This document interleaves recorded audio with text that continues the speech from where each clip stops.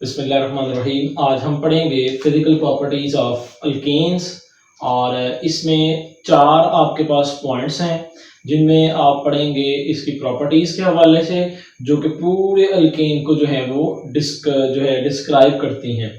अब चाहे वो आपके पास सिंगल बॉन्ड हो, कम्प्लेक्स फॉर्म में आ जाए, जिस मर्जी फॉर्म में आ जाए, लॉन्गेस्ट चेन बन जाए, स्मॉलेस्ट चेन बन जाए, उस वक्त boiling point, melting point, density या इसके अलावा जितने भी और आपके पास फैक्टर्स बनते हैं, वो तमाम चीजें हम जो है इन चार पॉइंट्स के अंदर जो है वो क्लियर करेंगे। तो सबसे पहले क्या कहता है, सबसे पहले जब भी हम फिजिकल प्रॉपर्टी देखते हैं तो हमेशा उसका रंग, उसकी बू और उसके गैस, लिक्विड या सॉलिड होने के हवाले से भी हम उसको डिस्कस करते हैं। तो सबसे पहले देखें, अगर आप कहते हैं अगर अल्केन्स पहली चार हों अप टू 4 कार्बन, 4 कार्बन कौन से हैं? CH4, ठीक है, CH3 सिंगल बॉन्ड CH3, दूसरा CH3 CH2 और CH3, और fourth one CH3 CH4 CH2 CH2 और CH3। यानी ये पहली चार, जिसमें सबसे पहली क्या आती है? मीथेन, इथेन, प्रोपेन और ब्यूटेन। ये पहली चार जो आपके पास कार्बन एटम होते हैं अल्केन्स के, कहते हैं वो आपके पास कलरलेस होते हैं, इनका रंग कोई नहीं होता, और ये ऑर्डरलेस होते हैं, किसी किस्म की कोई स्मेल नहीं होती। अब आप देखें, जब पहले चार कार्बन है, उनकी ना बू है ना रंग है, तो अब यहाँ पे क्वेश्चन है कि ये जो मीथेन है ये कहाँ पे इस्तेमाल होता है? किचन में, किचन गैस जो होती है, ठीक है। अब जो किचन गैस होती है उसकी क्या होती है? स्मेल होती है। अब जब उसकी स्मेल होती है तो ये कहां से आ गई? हम तो वहां पे कह रहे हैं ऑडरलेस है, और यहां हम कह रहे हैं उसकी स्मेल होती है। असल में बात ये है कि जब आपके पास वो गैस जमीन से निकलती है या जिस सोर्स से निकलती है, उस वक्त वो बेबू होती है, किसी किस्म की कोई उसमें खुशबू या उसकी कोई स्मेल नहीं होती। हम ये जो है स्मेल खुद क्या करते हैं? ऐड करते हैं, ताकि हमें क्या पता चल सके? उसकी मौजूदगी का पता चल सके कि आया अगर गैस लीक होती है किचन में या जहां भी इस्तेमाल हो रही है, तो हमें उस खुशबू के जरिए से, स्मेल के जरिए से हम बता सकें कि आपके पास यहाँ पे गैस मौजूद है। अब दूसरी इसमें आपके पास आ गया कि अब आप पहले फोर्थ हम निकाली, अब नेक्स्ट चार जो है, जो नेक्स्ट आपके पास है, चार नहीं है, नेक्स्ट आपके पास कहता है कि पहली चार कार्बन होती हैं वो गैसेस होती हैं, मीथेन, इथेन, प्रोपेन और जो है ब्यूटेन। ये पहली चार क्या होती हैं? गैसेस होती हैं, और ऐसी गैसेस होती हैं कि इनका ना रंग होता है ना बू होती है। ये इस लिहाज से आपके पास आ गया। दूसरा आपके पास कहते जब हम पेंटेन से चलते हैं, 5 कार्बन से चलते हैं, हेप्टामीन 7 होता है, डीकेन मीन 10, तो 7 + 10 = 17। तो यहाँ पे कहता है आपके पास कार्बन 5 से लेके कार्बन 17 तक, अगेन इनका कोई रंग नहीं होता, इनकी कोई खुशबू नहीं होती, और ये सारे के सारे क्या होते हैं? लिक्विड्स होते हैं। यानी कार्बन 5 से लेके 17 तक आपके पास क्या है? लिक्विड्स है। इसी तरह आपके पास अगर हायर मेंबर देखे जाएं, और हायर मेंबर कहां से होंगे? कार्बन 18 से ऑनवर्ड वो सारे के सारे क्या होते हैं? वैक्सी सॉलिड्स होते हैं, ग्रीस लाइक होते हैं। ये जो ग्रीस वगैरह होती है, ये सारे के सारे क्या बनते हैं? वैक्सी सॉलिड्स होते हैं, विच आर आल्सो कलरलेस, और दूसरी सेम प्रॉपर्टी ऑर्डरलेस। अगर मैं इन्हें कुछ यूं एक्सप्लेन करूं, कार्बन 1 से लेके कार्बन 4 तक ये क्या होती हैं? गैसेस, ठीक है। कार्बन 5 से लेके कार्बन 17 तक ये क्या होते हैं? लिक्विड।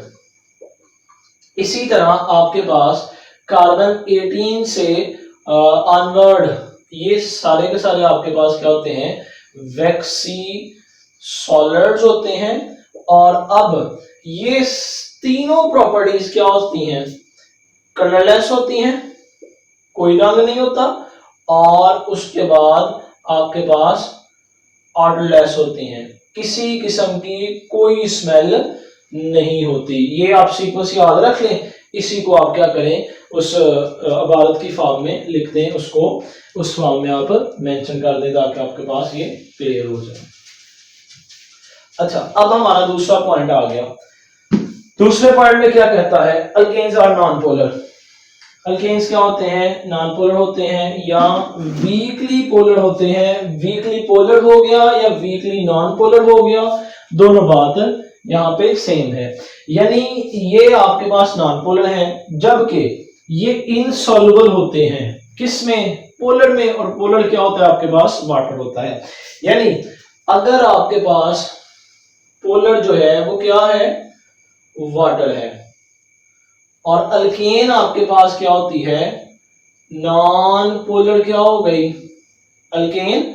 तो अब आपको पता है रूल एक है सॉल्युबिलिटी रूल, के वो रूल ये है लाइक डिसॉल्व लाइक, यानी जैसा भी कंपाउंड है वैसे में क्या होंगे, मिक्स होंगे। अब ये नॉन पोलर हैं, ये पोलर हैं, ये आपस में फिर क्या हो जाएंगे, इनसॉल्युबल हो जाएंगे, आपस में मिक्स नहीं होंगे, बल्कि ये फिर किस में सॉल्युबल होंगे, नॉन पोलर। बेंजीन है, उसके बाद कार्बन टेट्राक्लोराइड है, वगैरह वगैरह। ये तमाम वो ऑर्गेनिक कंपाउंड हैं जो क्या होते हैं, नॉन पोलर होते हैं। ये भी नॉन पोलर होते हैं, ये भी नॉन पोलर होते हैं। हम कह सकते हैं अल्केन किस में डिसॉल्व होगी, बेंजीन में। अल्केन किस में डिसॉल्व होगी, CCl4 में। या अल्केन किस में डिसॉल्व होगी, नॉन पोलर कंपाउंड्स के अंदर क्या हो जाएगी, डिसॉल्व हो जाएगी। इसी तरह फिर नेक्स्ट यहाँ पे कहता है are soluble in non-polar solvents like insoluble in water में, कि ये वाटर के अंदर क्या होते हैं, डिसॉल्व नहीं होते। जबकि आपके पास क्या होगा, कहते हैं सॉल्युबल होते हैं, ये क्या हो जाएंगे, सॉल्युबल होते हैं, मिक्स हो सकते हैं। सॉल्युबिलिटी रूल है like dissolve like in non polar solvents like benzene, carbon tetrachloride, acetone, HCl, HF, इन तमाम के अंदर ये क्या हो जाएंगे, नॉन पोलर सॉल्युबल होंगे। ठीक है जी, दो यहाँ पे आपके पास हमने पॉइंट्स पढ़ लिए। अब इसमें तीसरा पॉइंट है, और तीसरा जो है थोड़ा सा आपको लेंथी लगेगा, मगर वो इन दोनों से क्या है, आसान तरीन है। वो आसान इस तरह है, कहते हैं जो फिजिकल कांस्टेंट होते हैं, जैसे आपके पास बॉइलिंग पॉइंट है तो वो बाज़ाहिर है, आपके पास मेल्टिंग पॉइंट है तो वो बाज़ाहिर है, डेंसिटी है तो वो भी बाज़ाहिर है। तो फिजिकल किसे कहते हैं, जो वाज़े नजर आए। तो प्रॉपर्टी फिजिकल कौन सी होती है, जो हमें बाज़ाहिर नजर आती हैं, सामने हमें दिखती हैं। तो यहाँ पे कहते हैं physical constant like boiling point, melting point, density etcetera. कहते हैं बॉइलिंग पॉइंट है, मेल्टिंग पॉइंट है और डेंसिटी है। ठीक है, बॉइलिंग पॉइंट आपके पास क्या होता है, नुक्ताए उबाल, और मेल्टिंग पॉइंट आपके पास क्या होता है, नुक्ताए बॉयल। ठीक है, या आप जो आपके पास आ गया नुक्ताए उबाल, नुक्ताए आपके पास क्या होगा, डेंसिटी आपके पास आ गई। नेक्स्ट कहता है increase with increase in number of carbon atoms. अगर आप देखें CH4 है, CH3, CH2 और CH3। अब आप देखें इसमें नंबर ऑफ कार्बन 1 है, इसमें नंबर ऑफ कार्बन 3 है। तो अब हमने यहाँ पे क्या पढ़ा कि डेंसिटी वगैरह इंक्रीज हो जाती है, किसके इंक्रीज होने से, नंबर ऑफ कार्बन एटम। तो नंबर ऑफ कार्बन एटम बढ़ेगा तो डेंसिटी भी क्या हो जाएगी, बढ़ जाएगी। यानी मैं कह सकता हूं इसकी डेंसिटी क्या है, लेस, इसका बॉइलिंग पॉइंट क्या है, लेस, इसका मेल्टिंग पॉइंट क्या है, लेस। या सिंपल मैं कहूंगा इसके फिजिकल कांस्टेंट क्या होते हैं, लेस होते हैं, और इसके physical constant like boiling point, melting point और डेंसिटी वगैरह क्या होती है, इंक्रीज हो जाती है। ठीक है, पहली एक लाइन हमने यहाँ पे क्लियर की। अब सॉल्युबिलिटी डिक्रीज, सॉल्युबिलिटी क्या होती है, लाइक डिसॉल्व लाइक, यानी polar polar, non polar non polar में डिसॉल्व होंगे। अब वो क्या होता है, डिक्रीज हो जाता है with increase in molecular mass. Molecular mass क्या है ये आपके पास CH4 है ना, तो इसका मॉलिक्यूलर मास CH4 ही है। अब ये प्रोपेन है, इसका मॉलिक्यूलर मास क्या है, C3 और 2 आपके पास 8 आ गया, C3 8। ये मॉलिक्यूलर मास है, ये भी आपके पास क्या है, मॉलिक्यूलर मास है। तो कहते हैं जैसे जैसे मॉलिक्यूलर मास बढ़ेगा, नंबर ऑफ कार्बन बढ़ेगी, सॉल्युबिलिटी क्या होती जाएगी, डिक्रीज होती जाएगी। कैसे, अब देखो आपके पास गैस है पहले, फिर आपके पास लिक्विड आ जाएगा, फिर आपके पास क्या हो जाएगा, सॉलिड आ जाएगा। तो सॉलिड कब आएगा, जब कार्बन 18 से ऑनवर्ड आप जाओगे। अब देखिए इतनी ज्यादा आपके पास कार्बन है, ये वैक्सी सॉलिड है, ग्रीस होती है, ग्रीस के अंदर कोई भी नॉन पोलर बेंजीन वगैरह इजीली डिसॉल्व नहीं होंगे, बल्कि उसकी क्या हो जाएगी, यहाँ पे सॉल्युबिलिटी डिक्रीज हो जाएगी। तो नंबर ऑफ कार्बन बनने से उसका क्या होता है, यहाँ पे मॉलिक्यूलर मास इंक्रीज होता है। नंबर ऑफ कार्बन बढ़ने से मॉलिक्यूलर मास इंक्रीज होता है। जब मॉलिक्यूलर मास इंक्रीज होता है तो सॉल्युबिलिटी आपके पास क्या है, वो डिक्रीज हो जाती है। सॉल्युबिलिटी क्या हो जाएगी, डिक्रीज हो जाएगी। 2 पॉइंट यहाँ पे हमने एक ही पॉइंट के अंदर क्लियर किए। अब कहते हैं boiling point by 20 to 30 degree Celsius. जो बॉइलिंग पॉइंट है वो 20 से लेके 30 डिग्री सेल्सियस तक क्या होता है, इंक्रीज होता है। इंक्रीज किस सूरत में होगा, वो इस अंदाज में है कि अगर आप यहां पे देखते हो, ये मैं इसी एग्जांपल को लेकर चलता हूं। CH3 है तो दूसरी आपके पास क्या हो जाएगा, CH3 CH2 CH2 CH2 और CH3। अब मैं कहता हूं आपके पास अराउंड अबाउट एक अंदाजे के मुताबिक आपके पास इसका आपके पास जो टेम्परेचर है वो है 25 डिग्री सेल्सियस, ठीक है, इस चेन का। अब आपने यहां पे कहा कि अगर बॉइलिंग पॉइंट 20 से 30 डिग्री सेल्सियस आप बढ़ाते हैं तो उससे आप क्या कर सकते हैं, एक CH2 ग्रुप ऐड कर सकते हैं, ठीक है, एक CH2 ग्रुप ऐड कर सकते हैं। अब यहां पे देखिए CH3 CH2 CH3 CH3 CH2 CH2 CH3, यानी एक CH2 का मैंने क्या कर दिया, यहाँ पे इजाफा कर दिया। अब अगर ये 25 है तो मैं कहता हूं कि जो एक आपके पास आता है, इसका सारे का सारा मैं कह लेता हूं, उसमें क्या होगा, ये तीनों का 25 और उसमें तकरीबन 20 का इजाफा होगा, तकरीबन आपके पास बन जाएगा 45 डिग्री सेल्सियस से 55 डिग्री सेल्सियस, ठीक है। इतना आपके पास क्या हो जाएगा, टेम्परेचर इंक्रीज होगा। यानी जितने CH2 आप यहाँ पे इंक्रीज करते जाएंगे उतने 20 से 30 डिग्री क्या हो जाएगा, टेम्परेचर में भी इजाफा होता जाएगा। यानी नंबर ऑफ कार्बन बढ़ेंगे तो उसका बॉइलिंग पॉइंट भी बढ़ जाएगा, उसका मेल्टिंग पॉइंट भी बढ़ जाएगा, उसकी डेंसिटी भी क्या हो जाएगी, इंक्रीज होती जाएगी। अब इसमें कहता है अब नेक्स्ट आपके पास बॉइलिंग पॉइंट 2 हो गए, अब एक ब्रांच हो गई और एक आपके पास आ गई straight chain. What is straight chain, जिसमें किसी किस्म का भी कोई भी मोड़ नहीं है, बिल्कुल सीधी है। अब एक पौधा है ना, मैं यहाँ पे हम बना लेते हैं, उसको एक्सप्लेन कर लेते हैं।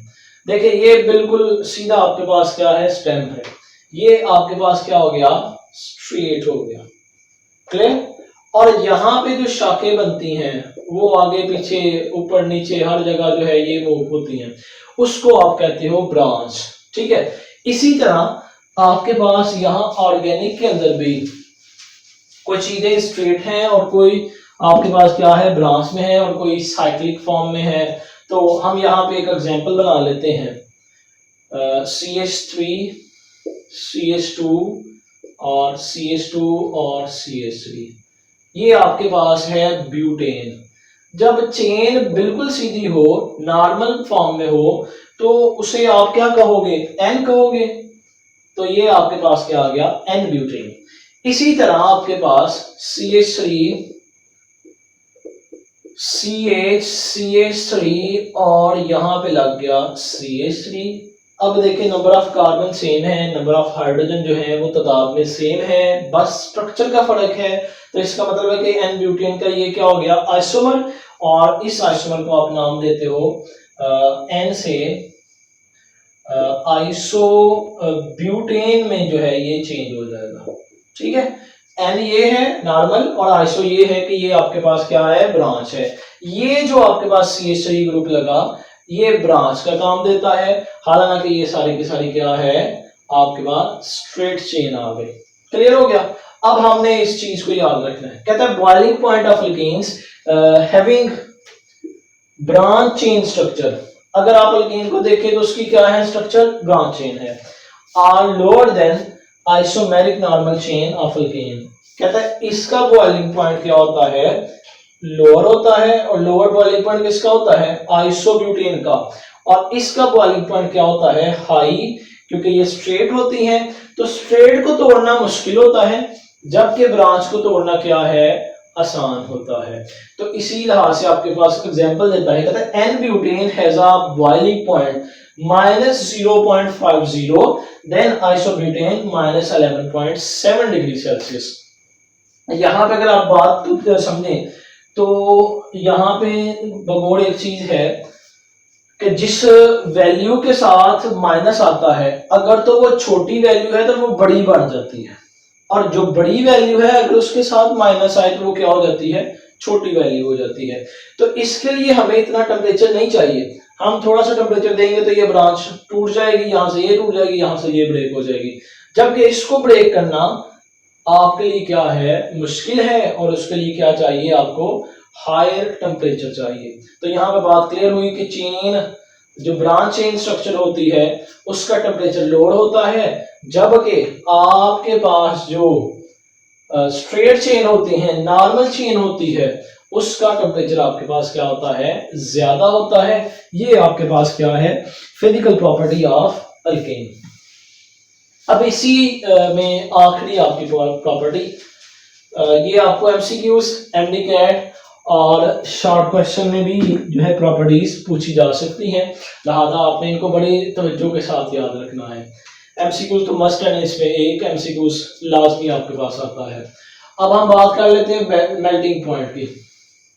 कहते हैं अल्केन का मेल्टिंग पॉइंट होता है increase with increase in molecular mass, but this increase is not regular. हम अगर कहें कि CH4 है, CH3 है, और उसके बाद CH3 CH2 और CH3 है, या CH3 CH2 CH2 और CH3 है। मैं अगर कहूं कि इनका क्या है, नंबर ऑफ कार्बन बढ़ने से मेल्टिंग पॉइंट भी बढ़ता है, बात दुरुस्त है, मगर ये नहीं है कि अगर इसका 25 है तो इसका 50 हो जाएगा, इसका 75 हो जाएगा और इसका 100 हो जाएगा, ऐसा नहीं है, बल्कि कहते हैं इंक्रीज होता है। और इसमें क्या है, अगर इसका 58 है तो इसका 28 है तो इसका 58 हो जाएगा, और इसका अगर आपके पास 75 जो हम अंदाजे के मुताबिक तो हो सकता है इसका 65 हो जाए, इसको हम 100 कह रहे हैं तो हो सकता है आपके पास क्या हो जाए 90 इसका बॉइलिंग मेल्टिंग पॉइंट जो है वो हो जाए।